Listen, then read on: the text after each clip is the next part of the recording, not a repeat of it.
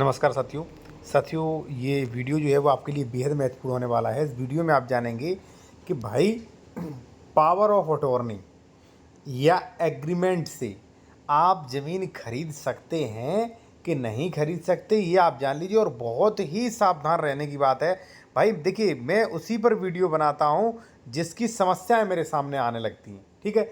तब मैं लोगों को जागरूक करने के लिए, हमारा उद्देश्य रहता है किसी लोगों के साथ धोखाधड़ी ना हो, ठीक है। मैं आपको सब कुछ समझाऊंगा। और देखिए, कोई भी आप बेहतर से बेहतर कानूनी सलाह लेना चाह रहे हैं, कोई डॉक्यूमेंट चेक करवाना चाह रहे हैं, या आप ज़मीन खरीद रहे हो, अपने प्रॉपर्टी के डॉक्यूमेंट चेक करवाना चाह रहे हैं, ज़मीन सरकारी तो नहीं, विवादित तो नहीं है, ठीक है, या कंसल्टेशन करना चाह रहे हैं, तो आप बेहतर कंसल्टेशन कर सकते हैं। कॉन्टैक्ट नंबर हमारा वीडियो के डिस्क्रिप्शन में मिल जाएगा। साथियों सबसे पहले हम बात करेंगे किसकी, पावर ऑफ अटॉर्नी की।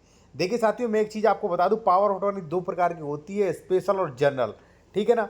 दोनों का ही अलग अलग मतलब होता है। सीधी बात मैं आपको बता दूं, पावर ऑफ अटॉर्नी से अगर कोई प्रॉपर्टी बेच रहा है तो मैं आपसे कहूंगा किसी विशेषज्ञ द्वारा पावर ऑफ अटॉर्नी चेक करवाएं, पूरा उसका विशेषज्ञ द्वारा चयन चेक करवाएं, ठीक है। आप मेरे द्वारा भी करवा सकते हैं, जो कि काफ़ी जरूरी रहता है। अब देखिए, इस पर कई नियम है, ठीक है। जनरल पावर, स्पेशल अटॉर्नी, दो प्रकार की जो अटॉर्नी होती है, तो देखना पड़ेगा कौन सी अटॉर्नी है। तीसरा ये है भाई, एक ये भी नियम है कि अगर मान लीजिए पावर ऑफ अटॉर्नी करने वाला, जैसे मान लीजिए ए ने बी को पावर ऑफ अटॉर्नी की और ए अगर एक्सपायर हो गया, तो ये पावर ऑफ अटॉर्नी स्वतः कैंसिल मानी जाएगी। भाई इसका मुझ पे आदेश है, ठीक है ना। देखिए, पावर ऑफ अटॉर्नी से किसी व्यक्ति को राइट्स नहीं मिलते हैं, ठीक है, राइट्स नहीं मिलते हैं। वो केवल प्रतिनिधित्व कर रहा होता है। जैसे मान लीजिए ए ने बी को पावर ऑफ अटॉर्नी कर दिया, तो हमेशा के लिए राइट्स में नहीं मिले। ए ने बी को जो है प्रतिनिधि बना दिया अपना, ठीक है। ये चाहे पावर ऑफ अटॉर्नी कैंसिल कर सकता है, पावर ऑफ अटॉर्नी रिजेक्ट भी कर सकता है, ठीक है ना। तो पावर ऑफ अटॉर्नी कोई स्थायी समाधान नहीं है। इसलिए पावर ऑफ अटॉर्नी से जमीन खरीद रहे हो तो भाइयों, मैं आपसे रिक्वेस्ट करूंगा कि आप बहुत ही सावधानी से खरीदें। और मैं कहूंगा कि आप मेरे द्वारा जरूर चेक करवाएं, मान लीजिए किसी बहुत ही विशेषज्ञ वकील से चेक करवाएं, ठीक है ना। अब साथियों आते हैं हम दूसरे टॉपिक पर। देखिए, पावर ऑफ अटॉर्नी में आपको बता दूं बेसिकली क्या यूज़ की जाती है, जब मान लीजिए कोई बंदा बाहर वगैरह रह रहा हो तब, ठीक है। और जो भी भाई बाहर वगैरह रह रहा हो तो भाई पूरी जांच पड़ताल अच्छे से करिए, काफ़ी ये बड़ा है, ठीक है ना। अब देखिए, आते हैं हम यहाँ पे कि एग्रीमेंट से ज़मीन जो है ट्रांसफ़र खरीद सकते हैं आपके नहीं। देखिए साथियों, एग्रीमेंट से कभी भी ज़मीन ट्रांसफ़र नहीं की जा सकती है, मैं आपको बता दे रहा हूँ आज। दूसरी बात, अनरजिस्टर्ड एग्रीमेंट मान्य भी नहीं होते हैं। अब देखिए, यहाँ पे देख लीजिए आप, जो भी है वो। और देखिए, कोई भी बेहतर कानूनी सलाह या डॉक्यूमेंट चेक के लिए कॉन्टैक्ट नंबर वीडियो के डिस्क्रिप्शन में मिलेगा। बार बार इसलिए बताता हूँ कि कई लोग हैं भाई फिर भी कमेंट्स पे कमेंट करते हैं कि सर कॉन्टैक्ट नंबर दे दीजिए। देखिए, करारों का रजिस्ट्रीकरण आवश्यक होता है। करार यानी कि एग्रीमेंट या इकरारनामा कई लोगों में से जाना जाता है।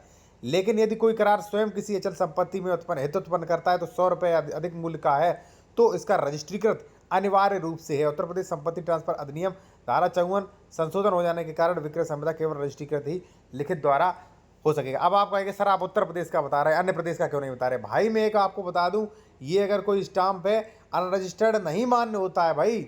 बिना रजिस्टर्ड आप मान्य ही न करिए। क्योंकि भाई मान लीजिए मैंने स्टाम्प खरीद लिया, मैंने आपकी फ़ोटो लगाई, यहाँ पे फर्जी तैयार कर लिया ये, तो क्या मैं आपकी प्रॉपर्टी ले लूँगा? भाई बिना अनरजिस्टर्ड जो भी मान लीजिए डॉक्यूमेंट्स होता है वो बहुत ज़्यादा मजबूत नहीं होता, आप सीधा समझ लीजिए, ठीक है।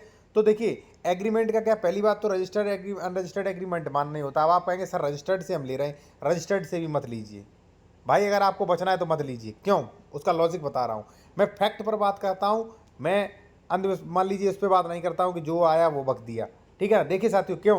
क्योंकि कभी भी जब आप देखेंगे रजिस्टर्ड एग्रीमेंट को तो उस पर लिखा होता है अनुबंध बिना कब्जा, ठीक है, बिना कब्जा।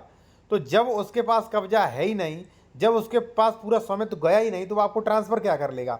मान लीजिए ए ने बी को एग्रीमेंट कर दिया, ठीक है, कि 10 लाख रुपए देगा तब हम पूरी रजिस्ट्री करा देंगे। तो बी भाई किसी को रजिस्ट्री नहीं कर सकता। अगर करता है तो ये बहुत बहुत बड़ी समस्या है, ठीक है ना। क्योंकि बी को खुद राइट्स नहीं मिले, बी को खुद कब्जा नहीं मिला है, बी अभी खुद स्वामित्व नहीं बना है, ठीक है ना। जब 10 लाख रुपए दे देगा, रजिस्ट्री संपन्न हो जाएगी, तब इसे पूर्ण स्वामित्व आएगा। अभी तो स्वामित्व आया नहीं, इसलिए ये इससे भी समाधान रहे और दलालों से सावधान रहे, रजिस्ट्री लेन देन पर सावधान रहे।